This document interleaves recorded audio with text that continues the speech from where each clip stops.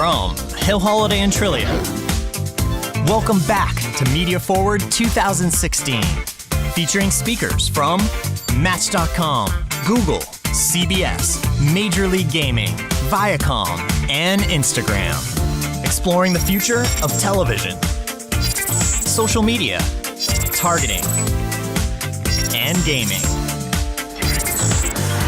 With our sights set on 2020.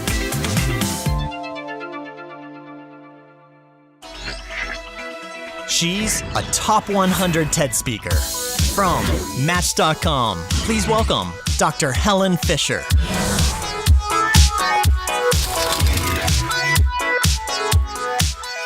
Good evening. Oh, good afternoon. I study the brain. I put people in brain scanners. We put over 100 people in the scanner to study people who had just fallen happily in love, rejected in love, and in love long term. And I've come to realize that we've evolved three distinctly different brain systems that orchestrate our love lives. Sex drive gets you out there looking for a whole range of partners. Romantic love enables you to focus your mating energy on just one at a time. And attachment, that third brain system, enables you to tolerate this person, stick with this person, at least long enough to raise a child together as a team. In your industry, you appeal to all of these three brain systems regularly. But I don't think that technology is going to change love. The reason I don't think so is because these three brain systems lie way below the cortex where you do your thinking, way below the limbic system where you orchestrate your emotions. They lie in very primitive brain regions linked with drive, with wanting, with craving, with obsession, with focus, and with motivation. The yellow dot is where the sex drive originates. The orange dot in the middle is where romantic love originates. And attachment is just, once again, way below these brain systems. The technology cannot change love, but it can change who we want to love and how we express our love. So in the next few minutes, I want to tell you a little bit about what singles want and how to reach them using brain science. My data comes largely from a study that I do annually with Match.com. It's called Singles in America. We're putting it to bed today, actually. Every year we study 5,000 people. We do not poll the Match population. It's a representative sample of Americans based on the US Census, so it is science. And so I want to first go over some basic traits. I'm rolling in data. I've got thousands of data points on these people. But anyway, bottom line is foremost, almost 1/3 of the American population is single. 27% of Americans live in a house by themselves. They're not lonely. They're not workaholics. 69% of singles say that having a good relationship is more important than their job and their career. They're hyper-connected. People think they're isolated. I don't agree. They send over 15,000 emails every single year, and that's not to talk about the amount of blogs and tweeting and social networking sites that they're on. 86% of them will marry by age 49, and actually they're optimistic about marriage. 89% of singles say that they think that once they find the right person, they can stay married forever. And indeed, they are addicted to the internet. We ask this every year. 39% of daily conversation goes on over the internet among singles, and 81% of singles think that we are all addicted to the internet, which we are. But technology is actually not the biggest current social trend. What the most important social trend is in today is women piling into the job market in cultures around the world. This actually is not new. For millions of years, I'm an anthropologist, and for millions of years we lived in little hunting and gathering groups. Women commuted to work to gather their fruits and vegetables and came home with 60 to 80% of the evening meal. The double income family was the rule for millions of years.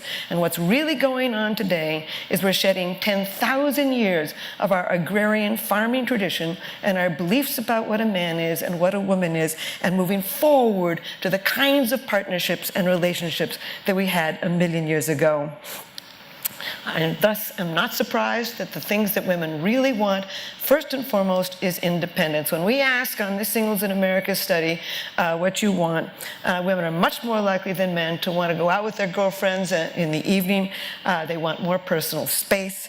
They want their own bank accounts much more than men do. Women are much pickier about who they are going to choose as a partner, and they're much slower to move in. They want to preserve their independence. And in fact, if I were in the ad world, I would emphasize independent women. I would also say that women want sexual fulfillment. When we ask all of our sex questions, 68% of single women say that orgasm is essential to good sex. When we ask what's the optimal amount of sex you should have per week with a partner, women agree with men 2 to 3 times a week, and women under the age of 40 are just as adulterous as men. As I mentioned, I'm an anthropologist, and in a study of 93 traditional societies, 72 of them out of 93 believe that women are just as sexual as men. At some point, Americans are going to figure this out too. So if I were in your shoes, I would sell to female sexuality. With men, I would begin to figure out, oh dear, I'm pushing things down. Men are romantic. I've been trying to tell the women's magazines this for 30 years. They are dedicated to thinking that women are the romantic ones. Men fall in love faster than women do. They fall in love more often than women do. When a man meets a woman that he likes, he wants to move in with her sooner than women do. On dating sites, when you ask the question, what are you looking for on this dating site, only 6% of men will say just sex. The vast majority are looking for a relationship just like women. And when we put them in the machine, the brain circuitry for romantic love and attachment is the same in men and women. They also want career women. When we ask, 45% of men want a woman who has a career and is interested in her career. And 87% of men would make a long-term commitment to a woman who makes considerably more money, is considerably better educated, and is considerably more intellectual. The double-income family is here to stay, and if I were in this business, I would sell to this family form. Millennials want something too. We all want love, but they want it in a certain way. I've coined the term slow love. And what we're really seeing is an extension of the pre-commitment stage. I call it commitment light. And what we're doing today is we're hopping into bed right away. You learn a lot about somebody between the sheets. Then they move into friends with benefits. Then they become a socially recognized couple. Then they live together for long periods of time before they wed. Americans think that this is reckless. From reading the literature, it really is caution. Today, singles want to know every single thing about a partner before they tie the knot. Where marriage used to be the beginning of a relationship, now it's the finale. I think I would end up playing, if I were in the advertising business, to this concept of slow love. Seniors also want sex and romance. One of my favorite questions on the Singles in America study is, would you make a long-term commitment to somebody who had everything you were looking for, but you were not in love with them?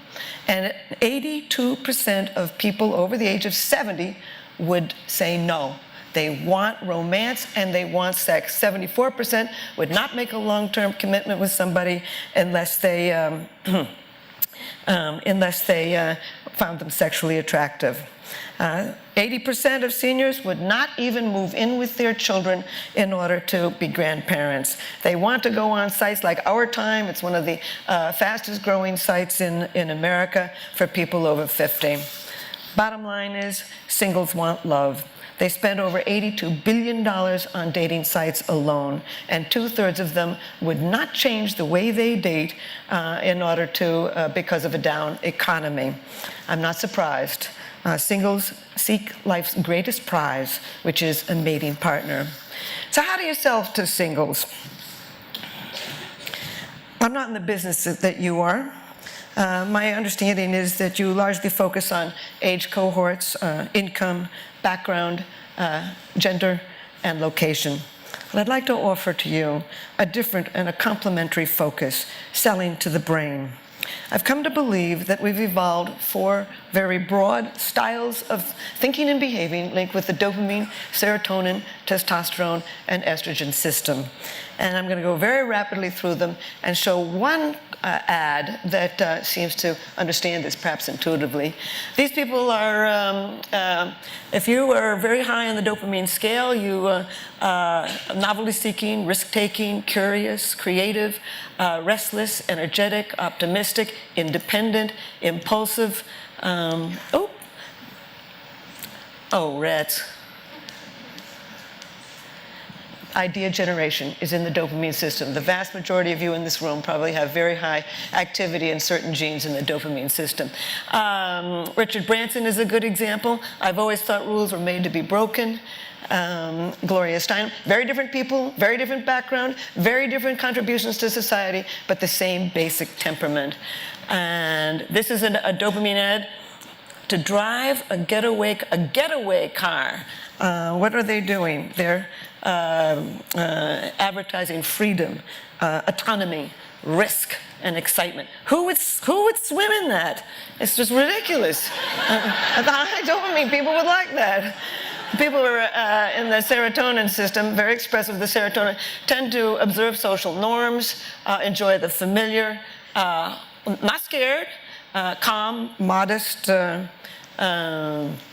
plans, routines, schedules, concrete, literal thinking, very good with numbers, want to belong, respect authority, follow the rules. Religiosity is in the serotonin system, and loyal. These ones have to have loyalty. Mitt Romney is a perfect example. So is Hu Jintao, the former president of China, had a codified moral system in every single grocery store, apparently throughout China. And sure enough, Volvo did something. Life paint. The best way to survive a crash is to not crash. Planning, caution, practical, all in the serotonin system. So it would appeal to that kind of person. Third kind of broad style of thinking and behaving, linked with the testosterone system. They tend to be analytical, logical, good at math, engineering, computers, experimental, rank-oriented, competitive, emotionally contained, decisive, bold, and direct. These are the ones that scream, get to the point. And indeed, Steve Jobs is the perfect example. In fact, his whole head is built by testosterone. The heavy brow ridges, the high cheekbones, the square jaws, all built by testosterone. Margaret Thatcher, they called her the Iron Lady for some reason. And indeed, look at this ad. Oh, drat. Now, I'm not high on testosterone. I don't even know what that means. That's one hell of a six-pack. I have never in my life heard a woman say anything like, that's one hell of a six-pack. That is designed for the high testosterone. They even made the car red, blood and war. That's fine.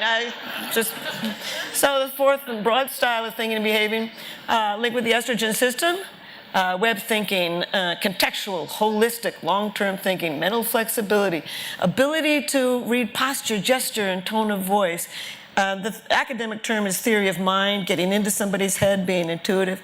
Empathetic, trusting. Trusting is the one I really like because anthropologists have never known why did we evolve trustingness. And in fact, you can see if you can read posture and gesture or figure out contextually and be imaginative and get into your head, you can trust the right person. So you can begin to see how a host of personality traits can evolve together.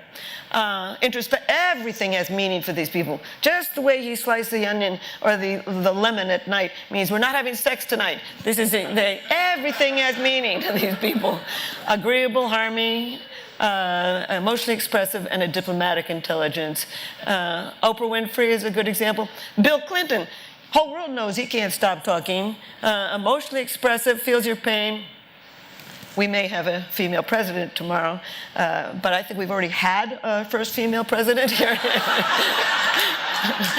And look at this ad. You know, the high estrogen type is very good verbally.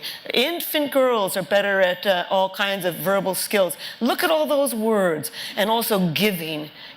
And look at all the family. Once again, an ad directed to a certain style of thinking and behaving. So I will close with this. oh, this is, I started a business. If you want to, it's just for today, but if you want to go to that website, you can take my questionnaire. It's been taken by people on Match. 14 million people have taken it in 40 countries. I'm trying to map the human personality and style of thinking. You could take it if you like. But anyway, I'll close with this. I don't believe anymore in the golden rule. Treat others as you want to be treated. I believe instead in the platinum rule. Treat people as they want to be treated, and you will win. Thank you.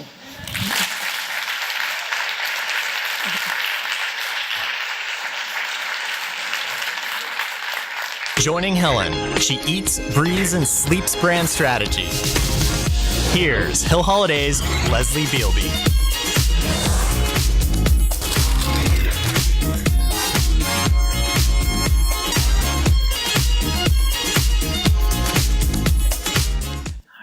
Hello. Hi. We have time for a couple of questions, Helen.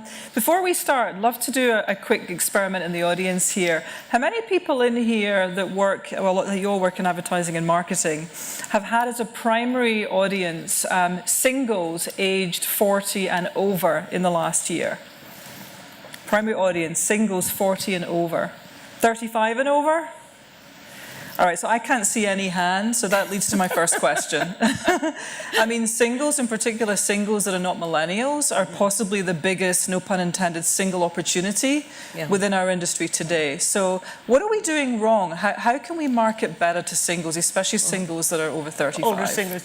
Well, first of all, I'm a baby boomer, and we're not dead. We're not dead yet. I'm 71, and we are not dead.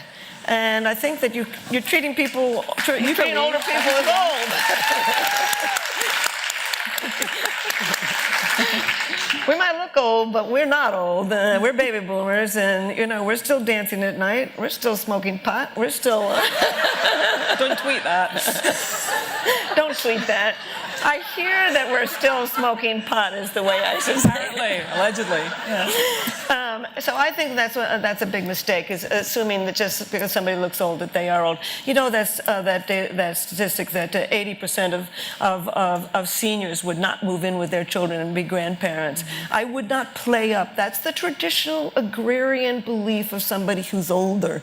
That's over. Right. You know, I mean, we are going out. We are looking for new partners at all ages. And I think you need to treat them pretty much the way you treat the young. Plus, they got a whole lot more money.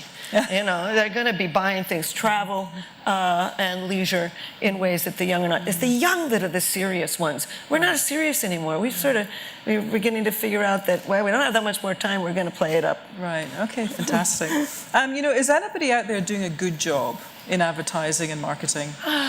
Boy, to older people? Yeah, to people sort of 35 and above that are single specifically. Yeah. I guess there was one. I don't watch television, so that's a problem. Yeah. But I liked one ad that I saw when I do my exercise in the morning. I listen a bit to the news, and there was some guy who got a knee operation. He wanted the knee operation to get back on the tennis court, to get back into the life that he's used to. You know, the brain doesn't really change. The body changes, but the brain doesn't. We're still sexual. We're still romantic. We're still active, and we should no longer be portrayed as this agrarian Ulster. Yeah, when we spoke earlier, you talked about how another ad that might, you know, feature somebody that's just had an operation to the knees might result in them playing with grandchildren. So we immediately kind of skip to a couple of generations forward. Yeah. And it's better to focus on the individual. Yeah? Yes. As opposed to their. Yeah. I mean, they love their grandchildren, but they're out there having a good time. Yeah. So I think that's a mistake. I think you should be out there. You know, the knee operation to go play tennis, the knee operation to go play golf, the knee operation to take that trip to Laos or Cambodia that they always wanted to take. That, I mean, and maybe you should have somebody on your team who's older. I don't know if you have anybody on your teams who are, anyone. Good, I'm sitting next to the right one. Yeah, okay. Actually, can you believe I think we're out of time? But thank you so much for doing this. This was fantastic. Okay. Thank you, Helen. Thank you. I had so many things I wanted to say.